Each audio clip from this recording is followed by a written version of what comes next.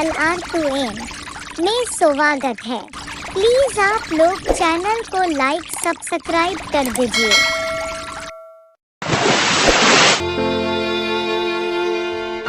बहुत समय पहले की बात है। भवानीपुर नाम का एक बहुत छोटा सा गांव था। वहाँ के लोग बहुत हंसी खुशी और एक दूसरे के साथ मिलजुल कर रहते थे। इस गांव में मोहन नाम का एक व्यक्ति रहता था। उसके परिवार में एक पत्नी और 2 बच्चे रहते थे। मोहन के पास 2 गाय था और उन गायों को दूधों को बेचकर अपना दैनिक जीवन चलाते थे। इस गांव की सबसे बड़ी समस्या है पानी की, क्योंकि पूरे गांव में एक ही तालाब था और उसी तालाब से गांव के लोग अपना दैनिक जीवन चलाते थे। गांव में और कोई साधन न होने के वजह से गांव के लोगों को इसी तालाब का पानी पर निर्भर रहना पड़ता था।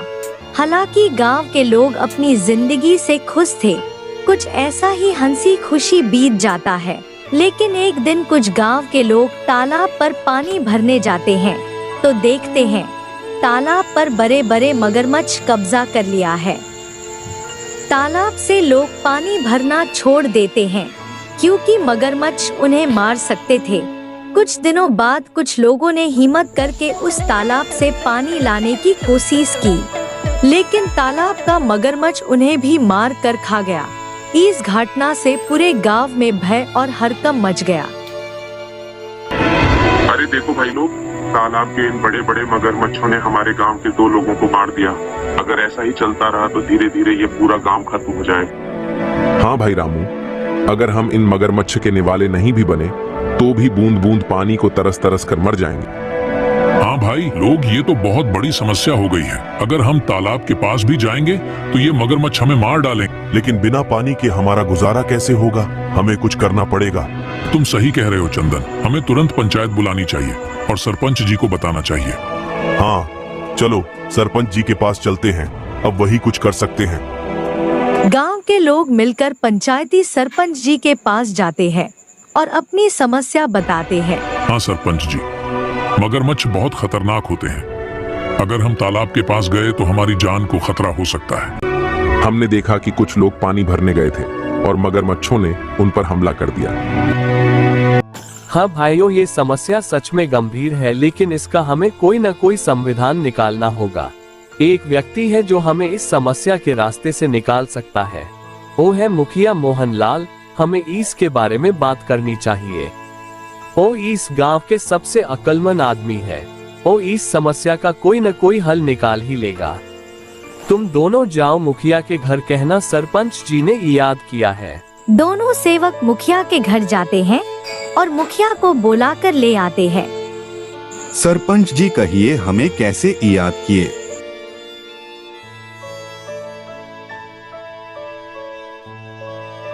मोहनलाल, हमारे गांव के तालाब पर मगरमच्छ ने कब्जा कर लिया है और लोगों को पानी के लिए समस्या हो रही है।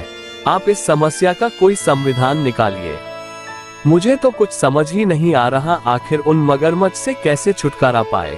मुखिया इस समस्या के लेकर सोच में पड़ जाता है। तभी उनका मन में एक सुझाव आता है और सरपंच जी से बोलता है। सरपंच जी, मगरमच्छ से लड़ना इतना आसान नहीं है। हमें एक दूसरा तालाब बनाना होगा। ये काम इतना आसान नहीं है, लेकिन हम सब मिलकर मेहनत करेंगे तो एक नया तालाब बनकर तैयार हो जाएगा। ठीक है, कल से हम लोग सारे गांव वाले मिलकर एक साथ मिलकर एक नया तालाब बनाएंगे। गांव के लोग मुखिया जी के सुझाव से सहमत होते हैं और अगले दिन से ही तालाब खुदाई करने की काम शुरू हो जाता है।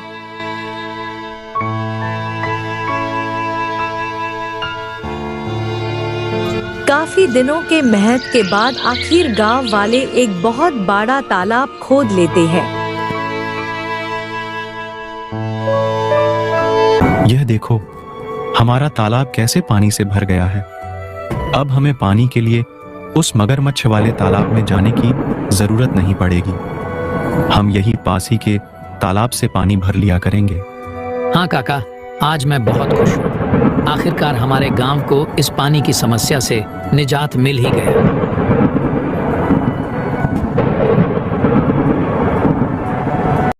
ऐसे ही कुछ दिन हंसी खुशी बीत जाते हैं। गांव के लोग तालाब के होने से बहुत खुश थे, लेकिन एक दिन गांव के लोगों की खुशी को जैसे किसी की नजर ही लग गई।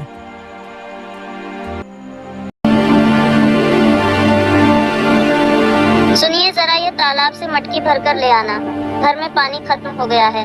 और हाँ, थोड़ा जल्दी आना। वहाँ गांव वाले लोगों से बातें करने मत बैठ जाना जब तक मैं आपके लिए गाय का दूध निकाल देती हूँ। आओ 2 मटकी मुझे, मैं अभी पानी भर लाता हूँ।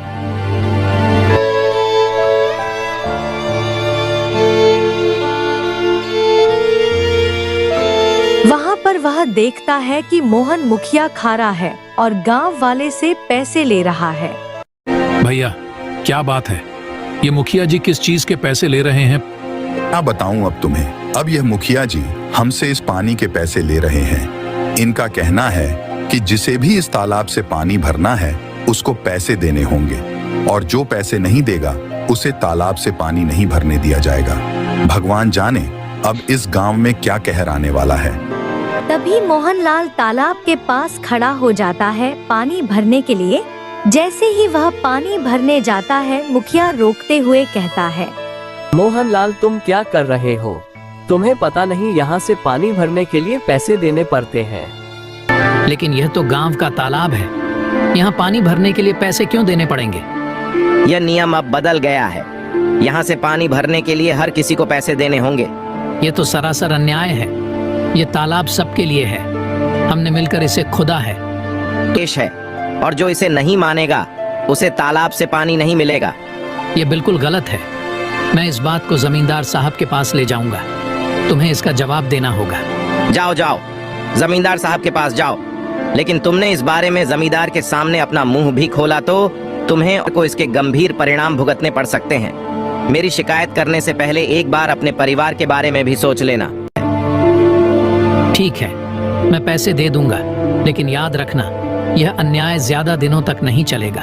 मोहनलाल मजबूरी में पैसा देकर पानी भरता है और पानी लेकर वहाँ से चला। राधा, जो हम सब गांव वालों ने मिलकर तालाब खोदा था, मुखिया जी ने अब उस पानी भरने पर रोक लगा दी है। मुखिया ने कहा है कि अगर पानी चाहिए तो तुम्हें इस पानी की कीमत चुकानी होगी। ये मुखिया अपने आप को समझता क्या है? देख लेना, एक दिन इसके पापों का अंत जरूर होगा। हम गरीबों की इसे एक दिन हाय जरूर लगेगी। इतनी गर्मी में गरीबों से पानी के पैसे लेता है। देख लेना, एक दिन ये मुखिया बूंद बूंद पानी को तरसेगा। नहीं राधा, ऐसा मत कहो। कोई हमारे साथ बुरा करता है, इसका मतलब ये तो नहीं कि हम भी उसके साथ बुरा ही करें। ऊपर वाला सब देख रहा है। सबको सबकी कर्मों की सजा जरूर मिलती है। मुखिया को भी उसकी किए की सजा एक न एक दिन जरूर मिलेगी। एक दिन गांव में एक नया व्यक्ति आता है और तालाब के पास पानी पीने की कोशिश करता है। ये तालाब तो काफी बड़ा है, यहाँ से पानी पी लेता हूँ, प्यास बहुत लगी है। तुम कौन हो? नमस्ते, मैं एक यात्री हूँ और बहुत प्यासा हूँ। बस थोड़ा पानी पीने के लिए रुका हूँ। यहाँ पानी पीने के लिए रुक गए? यहाँ पानी पीने के लिए पैसे देने होंगे। पैसे? लेकिन पानी पर तो सभी का हक है। ये तो सरकारी तालाब है, पानी के लिए पैसे क्यों देने पड़ेंगे? ये सरकारी तालाब नहीं, ये हमारा तालाब है। यहाँ पानी पीना है तो पैसे देने होंगे, नहीं तो चलते बनो। मुझे कानून मत सिखाओ, ये मेरा इलाका है और यहाँ मेरे नियम चलते हैं। अगर तुम्हें पानी पीना है तो पैसे दो, वरना चलते बनो। वह व्यक्ति बिना पानी पिए वहां से चला जाता है और सीधे जमींदार साहब के घर पहुंचता है। जमींदार साहब के घर के बाहर मुखिया के 2 आदमी खड़े थे। वह व्यक्ति से पूछते हैं, कौन हो तुम? तुम तो इस गांव के नहीं लगते। तुम यहाँ किस काम से आए हो? मैं जमींदार साहब से मिलने आया हूँ, उन्होंने ही मुझे बुलाया है। मेरा नाम मोहन है, मैं इस गांव का नया कलेक्टर हूँ। यह सुनकर वह दोनों आदमी उस व्यक्ति को अंदर जाने देते हैं। नमस्ते जमींदार जी, मैं इस जिले का नया कलेक्टर हूँ। मेरा नाम मोहन है। नमस्ते कलेक्टर साहब, आइए बैठिए। मुझे बताइए आप यहाँ कैसे आए? जमींदार साहब, मैं यहाँ एक गंभीर समस्या के बारे में बात करने आया हूँ। मैं गांव के तालाब पर गया था और प्यास लगने पर पानी पीने की कोशिश की, लेकिन मुझे पानी पीने से मना कर दिया गया। और पानी पीने के लिए पैसे मांगे गए। क्या ऐसा किसने किया? वहाँ मौजूद एक व्यक्ति ने मुझे साफ मना कर दिया और कहा कि बिना पैसे दिए पानी नहीं मिल सकता। तालाब का पानी तो सबके लिए मुफ्त है, यह बहुत गलत है। मुझे माफ कीजिए कलेक्टर साहब, मैं तुरंत इस मामले की जांच करूंगा। जमींदार साहब गुस्से में बाहर खड़े मुखिया के दोनों आदमी को अंदर बुलाते हैं। हमारे गांव में यह क्या चल रहा है? तुमने मुझे इसकी खबर क्यों नहीं दी? मैंने तुम दोनों को किस लिए काम के लिए रखा है? अब तुम सीधे सीधे यह बताओ कि यह जो कलेक्टर कह रहे हैं वह क्या सच है? कलेक्टर साहब का कहना है कि हमारे गांव के तालाब पर गांव के लोगों से पानी के पैसे लिए जा रहे हैं। सच सच बताओ मुझे। जमींदार की फटकार से वह दोनों आदमी सब उगल देते हैं।